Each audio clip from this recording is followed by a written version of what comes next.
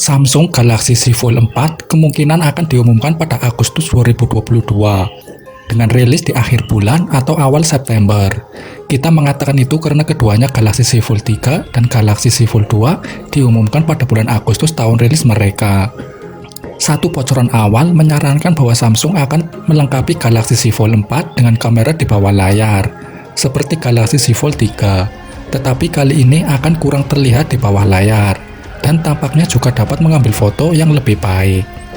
Ini telah didukung oleh bocoran lain yang menunjukkan bahwa ponsel tidak akan memiliki satu tetapi dua kakap di bawah layar. Mungkin satu untuk tampilan utama dan satu lagi di bawah layar penutup yang lebih kecil. Sumber terakhir ini menambahkan bahwa baterai akan lebih besar.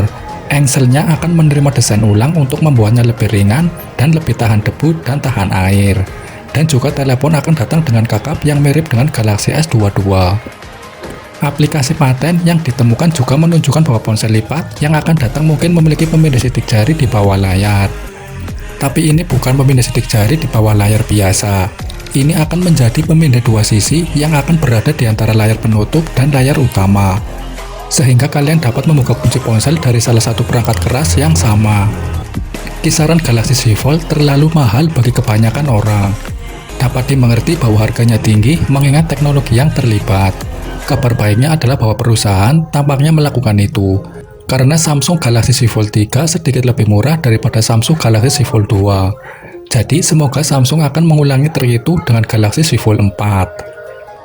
Samsung Galaxy Z Fold 3 adalah ponsel kelas atas dalam banyak hal, tetapi kameranya tidak mendekati yang ada di Samsung Galaxy S21 Ultra dan beberapa headset Samsung lainnya. Mengingat berapa banyak yang kita bayar untuk ponsel ini, kita ingin melihat perubahan itu pada Samsung Galaxy Z Fold 4. Daripada zoom optik 2 kali pada model saat ini, kita ingin 10 kali seperti yang ditawarkan S21 Ultra, bersama dengan tambahan lensa untuk zoom 3 kali. Untuk kamera, kita ingin melihat kamera lainnya juga ditingkatkan, terutama 4 megapiksel di bawah layar Galaxy Z Fold 3, yang merupakan trik yang rapi tetapi terasa setengah matang. Satu hal yang tampaknya diperjuangkan oleh semua ponsel yang dapat dilipat adalah kapasitas baterai, karena mereka cenderung memiliki baterai yang paling cocok untuk smartphone standar, meskipun biasanya memiliki layar yang jauh lebih besar.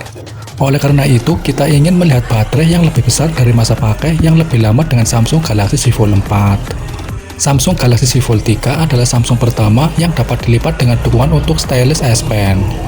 Dan ini adalah tambahan yang besar, karena membantu kalian mendapatkan hasil maksimal dari layar besarnya.